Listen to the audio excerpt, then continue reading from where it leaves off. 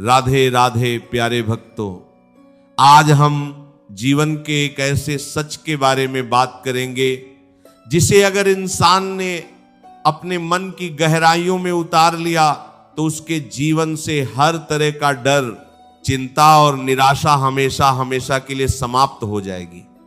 आज का इंसान डरा हुआ है, कल क्या होगा, जो मेरे पास है वो छिन न जाए, रिश्ते टूट गए तो क्या होगा, व्यापार में घाटा आ गया तो क्या होगा, नौकरी चली गई तो क्या होगा।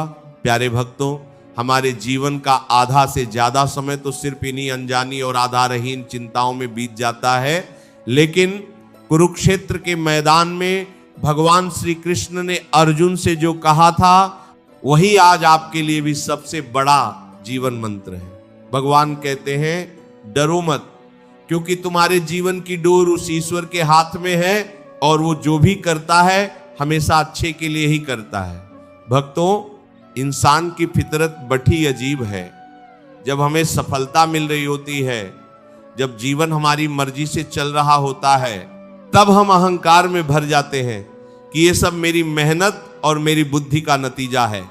लेकिन जैसे ही परिस्थितियां हमारे विपरीत होने लगती हैं, कोई अपना धोखा दे देता है या कोई बनी बनाई योजना बिगड़ जाती है, तो हम तुरंत भगवान को कोसने लगते हैं। हम रोते हैं, तड़पते हैं और डर के साए में जीने लगते हैं। लेकिन हम यह भूल जाते हैं कि जिस ईश्वर ने हमें जन्म दिया है, जो इस पूरी सृष्टि का पालनहार है, वह कभी अपनी संतान का बुरा नहीं कर सकता। कभी कभी हमें जो चीजें अपनी बर्बादी लगती हैं, वो असल में ईश्वर द्वारा रची गई हमारी सुरक्षा की नई योजना होती है। इसे गहराई से समझने के लिए एक अद्भुत और दिल को छू लेने वाली कहानी सुनिए। एक बार एक जहाज भयानक तूफान में फंसकर डूब गया। जहाज पर सवार सभी लोग मारे गए। केवल एक ही व्यक्ति जीवित बचा, जिसे लहरों ने एक सुनसान टापू पर फेंक दिया। वह जोर जोर से रोने लगा और भगवान से प्रार्थना करने लगा कि हे प्रभु, मुझे यहां से निकाल।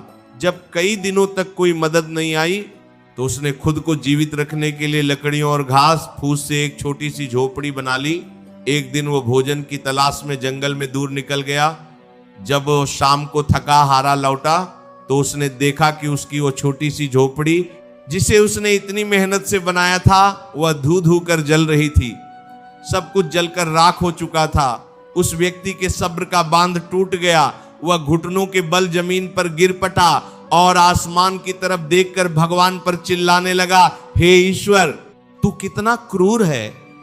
तूने मुझे मेरे परिवार से दूर कर दिया, इस वीरान जगह पर फेंक दिया और अब मेरी झोपड़ी भी जला दी। तूने मेरे साथ ऐसा क्यों किया। रोते रोते ही राख के पास उसे नींद आ गई। अगली सुबह एक बहुत जोर की आवाज से उसकी नींद खुली। उसने आंखें मलते हुए देखा तो समुद्र के किनारे एक बड़ा सा पानी का जहाज खड़ा था। कुछ नाविक उसे बचाने आ रहे थे। कप्तान ने उसे बताया, कल शाम को हमने इस टापू से धुएं का एक बड़ा सा संकेत, स्मोक सिग्नल उठता हुआ देखा था। हमें लगा कोई मुसीबत में है। उसी धुएं को देखकर हम दिशा बदलकर तुम्हारी जान बचाने आए हैं। यह सुनते ही वो व्यक्ति फूट फूट कर रोने लगा।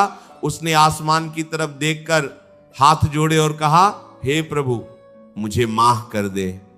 मुझे लगा कि तूने मेरी झोपड़ी जलाकर मुझे बर्बाद कर दिया, लेकिन तू तो उसी आग के धुएं से मेरी जान बचाने का रास्ता बना रहा था। सचमुच ईश्वर, तू जो भी करता है सब अच्छे के लिए ही करता है।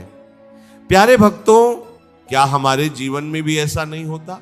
जब कोई व्यापार डूब जाता है, नौकरी चली जाती है या कोई प्यार का रिश्ता टूट जाता है, तब हम रोते हैं और भगवान से शिकायत करते हैं कि सब व्यर्थ हो गया।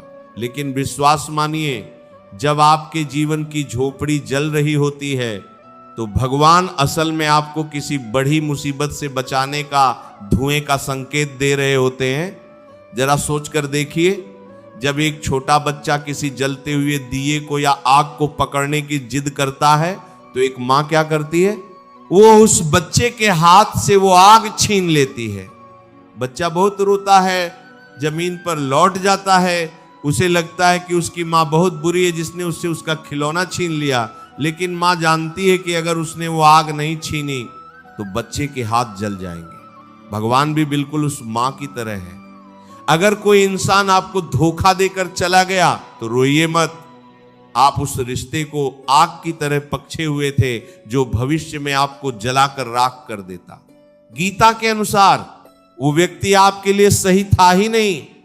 श्री कृष्ण ने आपके पीठ पीछे होने वाले उन षड्यंत्रों को देख लिया था जिन्हें आप अपनी अंधी आंखों से नहीं देख पा रहे थे।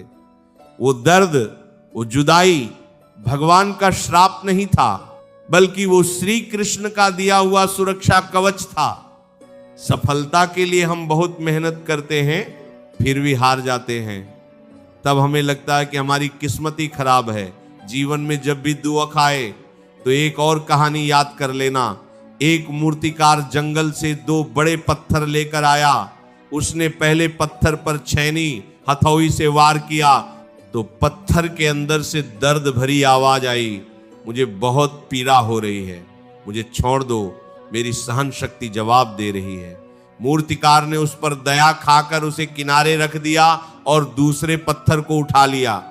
दूसरे पत्थर को भी पीड़ा हुई, छैनी की चोटों से वह भी लहूलुहान हुआ, लेकिन वह चुपचाप सारा दर्द सहता रहा।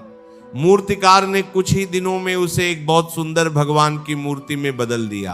कुछ दिन बाद गांव वाले उस मूर्ति को नए मंदिर के लिए ले गए। जाते जाते उन्होंने उस पहले पत्थर को भी यह सोचकर रख लिया कि वह नारियल फोड़ने के काम आएगा। मंदिर में मूर्ति स्थापित हो गई। लोग उस सुंदर मूर्ति की पूजा करते, उसे फूलों से सजाते और 56 भोग लगाते, और जो भी भक्त आता वह नारियल को पूरे जोर से उस पहले पत्थर पर पटक कर फोड़ता। वह पहला पत्थर रोज दर्द से तड़पता। एक रात उस पहले पत्थर ने मूर्ति बने दूसरे पत्थर से कहा, तुम्हारी किस्मत कितनी अच्छी है कि लोग तुम्हारी पूजा करते हैं, और एक मेरी किस्मत है कि मुझे रोज नारियल की चोटें खानी पड़ती हैं। मूर्ति बने पत्थर ने शांति से जवाब दिया, दोस्त, किस्मत हमारी नहीं, हमारे धैर्य की होती है।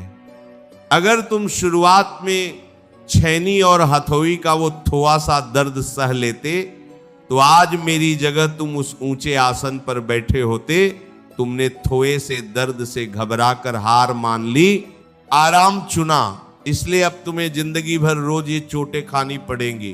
भक्तों, ईश्वर वह महान मूर्तिकार है जो परिस्थितियों की छैनी और हथौड़ी से हमारे जीवन को एक सुंदर आकार देना चाहता है। जीवन में जब भी मुसीबत आए तो याद रखना कि सोना जितना ज्यादा आग में तपता है वो उतना ही ज्यादा निखरता है। सुनार सोने को आग में इसलिए नहीं डालता कि उसे नष्ट करना चाहता है, बल्कि इसलिए डालता है ताकि उसकी सारी अशुद्धियां जल जाएं और वो एक कीमती आभूषण बन सके। भगवान भी हमारे दुखों की आग से हमारे अहंकार और कमजोरियों को जलाकर हमें मजबूत बनाते हैं। जब संघर्ष आता है तो हम घबरा जाते हैं, लेकिन जो इंसान दुख की उस घड़ी में डगमगाता नहीं, जो धैर्य रखता है और ईश्वर की मर्जी पर भरोसा करता है, वो आने वाले कल में सफलता के शिखर पर बैठता है। जो थोड़े से दुख से घबराकर हार मान लेता है, उसे जिंदगी भर ठोकरें खानी पड़ती हैं। इसीलिए प्यारे भक्तों, जीवन में कैसी भी परिस्थिति आए, डरो मत। तुम्हारा काम सिर्फ अपने कर्म पर ध्यान देना है। गीता में भगवान ने स्पष्ट कहा है, कर्मणि एवाधिकारस्ते मा फलेषु कदाचन। फल की चिंता करना तुम्हारा काम है ही नहीं, तुम सिर्फ बीज बो सकते हो, उसमें फल कब लगेगा ये ईश्वर पर छोड़ दो। हमारे डर का सबसे बड़ा कारण हमारा अपना मन है। हम उन बातों के बारे में सोचकर डरते हैं जो अभी तक हुई ही नहीं है। अगर ऐसा हो गया तो क्या होगा? ये अगर मगर इंसान को खोखला कर देता है। भगवान पर विश्वास का अर्थ यह नहीं है कि जीवन में समस्याएं नहीं आएंगी, बल्कि इसका अर्थ यह है कि समस्या चाहे कितनी भी बड़ी क्यों न हो, मेरा भगवान उस समस्या से बहुत बड़ा है।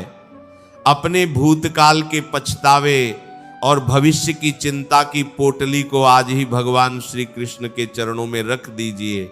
उनसे कहिए कि हे नाथ, मुझे नहीं पता कल क्या होगा, मेरी बुद्धि बहुत छोटी है, मैं इस माया के खेल को नहीं समझ सकता, लेकिन मुझे तुझ पर पूरा भरोसा है।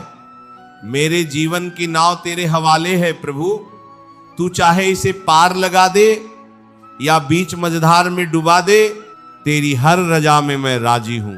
जब इंसान इस भाव से ईश्वर के प्रति समर्पित हो जाता है तो इस दुनिया की कोई भी ताकत उसे डरा नहीं सकती। उसका मन शांत हो जाता है और जीवन में असली आनंद का प्रवेश होता है। तो आज से इसी पल से डरना छोड़ दीजिए, मुस्कुराइए, क्योंकि आप अकेले नहीं हैं। इस पूरे ब्रह्मांड को चलाने वाली शक्ति हर पल आपके साथ खड़ी है। अच्छे कर्म करते रहिए, किसी का दिल मत दुखाइए और बाकी सब कुछ उस सांवले सलोने कन्हैया पर छोड़ दीजिए। जो भी होगा वो न सिर्फ अच्छा होगा बल्कि सबसे बेहतरीन होगा। अगर ये वीडियो आपको अच्छा लगा हो तो वीडियो को लाइक करके चैनल को सब्सक्राइब जरूर करें और कमेंट में राधे राधे जरूर लिखें। ये वीडियो अपने दोस्तों परिवारजनों के साथ शेयर जरूर करें। मिलते हैं किसी और वीडियो में, तब तक के लिए राधे राधे। जय श्री कृष्ण।